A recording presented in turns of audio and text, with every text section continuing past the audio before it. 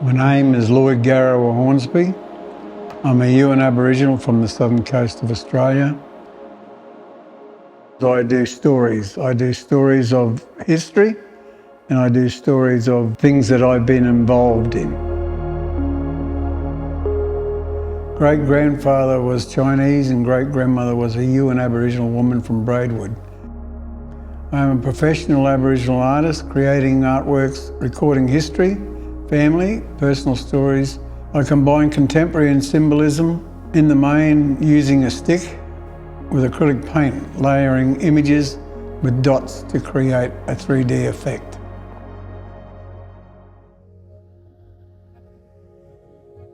The image depicts the history and the areas from where James Ahoy, my great-grandfather, and many others came from to settle in Australia.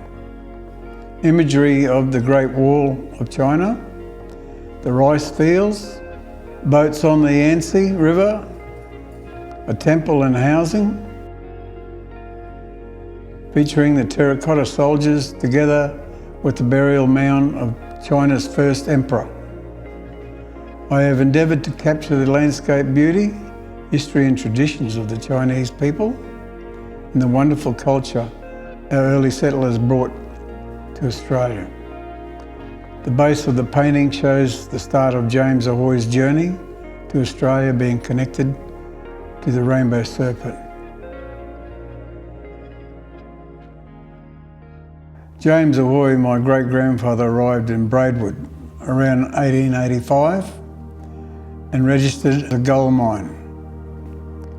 The Chinese miners were viewed by large sections of the society with suspicion and racism. This piece of art represents the new beginnings. The painting shows a widespread connection between Chinese and First Nation people. The Chinese arrived in Australia by boat, some settling in the north, working in the pearl diving industry. Alan de Mestre's family was heavily involved in whaling on the south coast of New South Wales around Twofold Bay. The painting depicts the whale migration up the east coast of Australia into the Great Barrier Reef. James Ahoy turned to farming due to the persecution on the goldfields.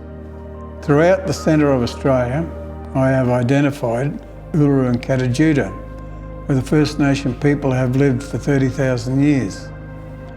The Central Australia landscape on which Uluru and Katajuda are is believed to have been created at the beginning of time by ancestral beings. The image connects to the Permaloo National Park, located in the Kimberleys of Western Australia, covers almost 240,000 hectares of remote area managed as wilderness. It includes the Bungle Bungle Ranges. The bottom of the painting highlights the activities of the Chinese on settlement with gold and opal mining, and also working in vineyards. I have included the image of a Chinese octopus. Published in Sydney, 1986, the Chinese octopus is a grip on Australia.